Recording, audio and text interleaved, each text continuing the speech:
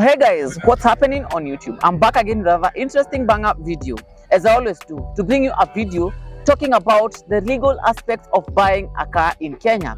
What are your rights? So today I'm not going to be the one who will be covering that topic. I'm going to find a specialist who's been in the car selling industry for more than 40 years so that he can take us through all that process. So I'm really hoping that you guys are going to enjoy today's video, and I don't want to talk too much. Let me welcome my guest so that he can get to introduce himself and we get to the video.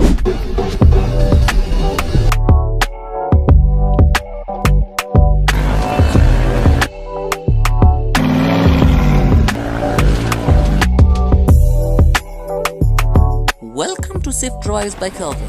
We are here to give you the best car reviews, pricing details, and expert advices to make your driving experience safer and smarter. Buckle up and enjoy the ride.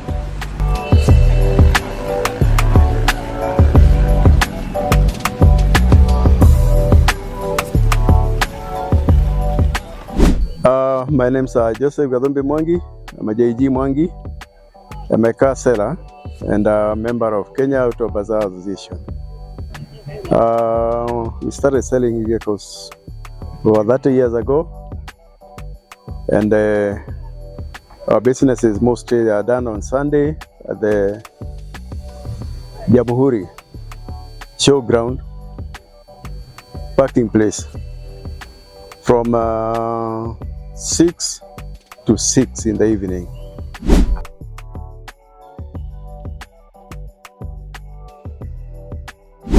Ladies and gentlemen, to buy a vehicle in Kenya, you have to be over 18 years of age and possess an ID card, a PIN, that is personal identification number, and also of a sound mind.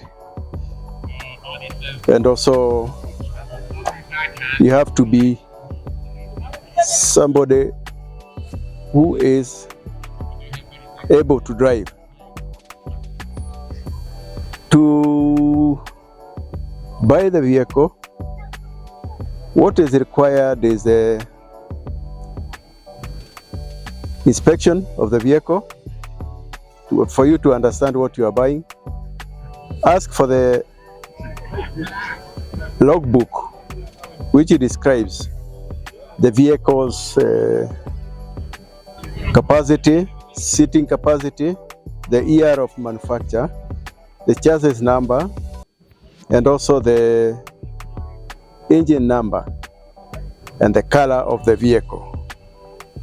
So those are the major things you have to identify. At the same time, you have to have a Teams account.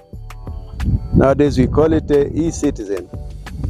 You have to have it so that you can be able to transfer the vehicle. So when you are buying the vehicle, be provided with those documents I've mentioned. That is a PIN, the ID number, the ID itself, copy, the logbook, copy. And once you buy the vehicle, once you do the buying, you have to get the original logbook. Before buying the vehicle, you have to do what we call identification, or from the NTSA, you can do what we call search. Search will tell you who is the registered person and whether the vehicle has been, the duty has been paid. So those are the major things that you are supposed to do. Once you go through that, then you make an agreement, written agreement, that details the vehicles, the vehicle identification, that is registration, engine number, chassis number, the telephone number of the owner, and the PIN number and ID of the owner. And at the same time, it has to be dated so that in case of anything, you'll be liable from that date you have bought that vehicle. So from there you do the transfer. The transfer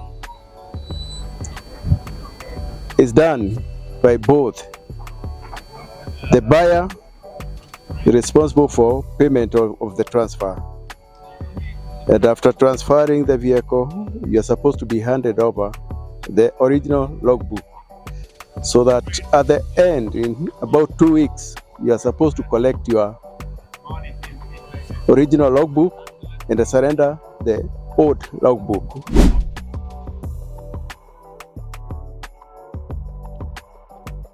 So once you possess the vehicle, anything that happens after the vehicle has been transferred, you are the one who is liable. But in case something had happened before that, the former owner is the one who is liable. And since you had written an agreement, the agreement is valid from the date you wrote the agreement. In case whatever had happened before that with the vehicle, it is the former owner who is liable. You are liable from the time you transferred the vehicle.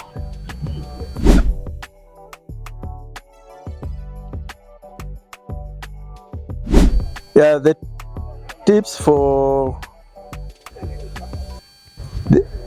buying a vehicle, or the tips that guide you from being incriminated, you have to make sure that the registration of the vehicle is the same one on the logbook. The chassis number is the same one on the logbook, and also the engine number is the one on the logbook. And also check the color and the make of the vehicle. Those ones have to be matching.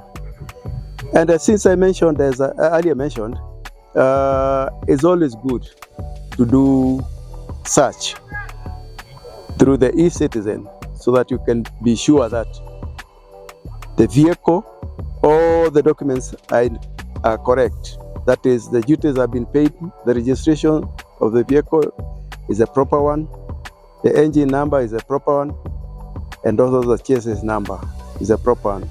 That one you can defend yourself with.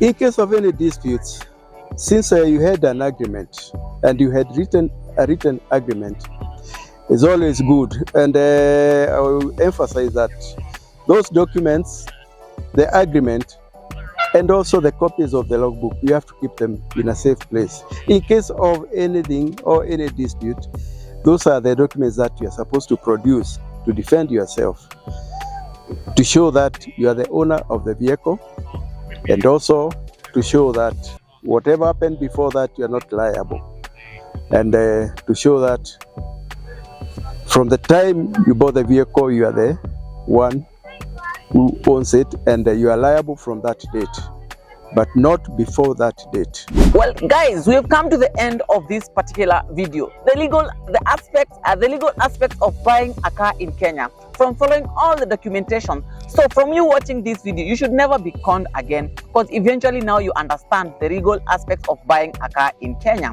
So basically, thank you so much for watching this video to the very end, and we meet tomorrow, same time, same place. So, and if you're watching in this channel for the very first time, what you need to do is to hit the subscribe button, because we're yet to come up with a lot of most interesting content in the future.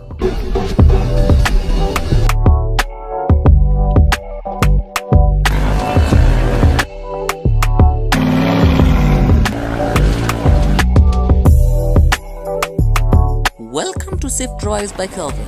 We are here to give you the best car reviews, pricing details, and expert advices to make your driving experience safer and smarter.